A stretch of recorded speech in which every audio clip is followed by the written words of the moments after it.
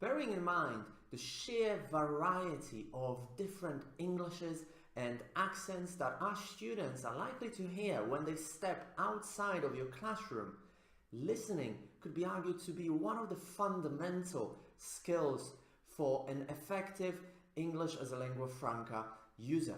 That's why in this video I want to talk about the 5 principles behind an English as a lingua franca approach to teaching listening.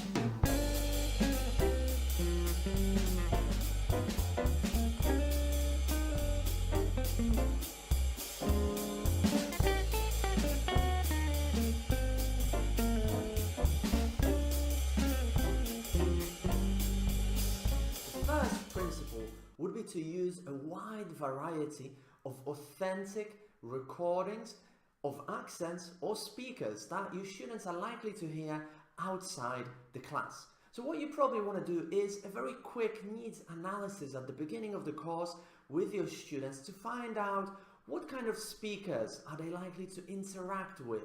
Will they be interacting with German businessmen, or listening to lectures by a variety of non-native speaker lecturers and professors in the university?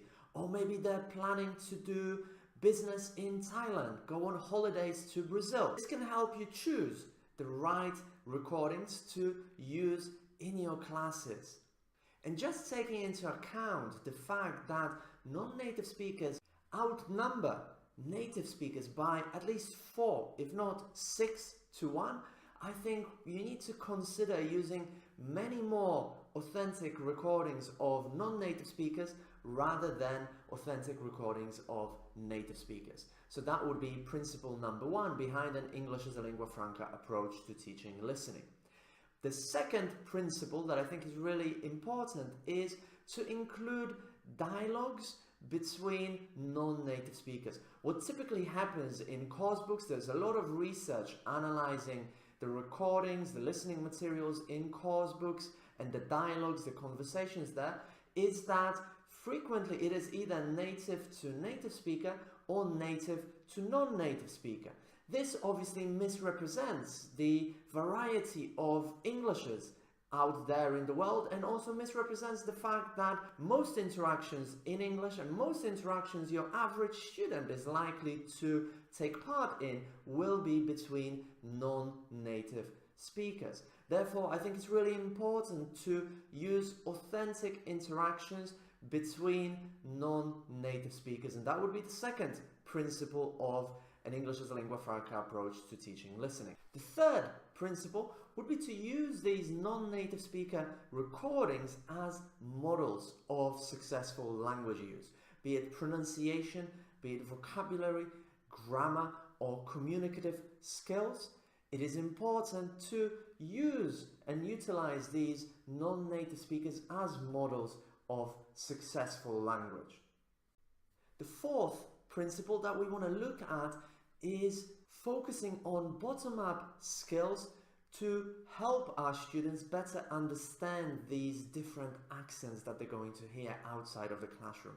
What is this? In preparation for such a class, you need to zoom in on that speaker's accent and zoom in on the pronunciation feature or features that might make this accent difficult for your students to understand. And then in class, use short bits of that recording in order to zoom in on that particular feature and help your students attune their ear to that particular pronunciation so they're better able to understand such speakers in the future as well. And our last, fifth principle behind an English as a lingua franca approach to teaching listening is raising awareness of English as a lingua franca, of the global spread of English, of the sheer variety of different Englishes out there. Also raising awareness of accents, intelligibility, because there are a lot of stereotypes that your students might have about different accents, about foreign accents, and it's really important to discuss these in classroom with your students. If you've enjoyed this video, if you would like to get more tips like that, find out how to teach English as a lingua franca, tackle native speakerism and boost your job opportunities, then check out TEFL Equity Academy courses.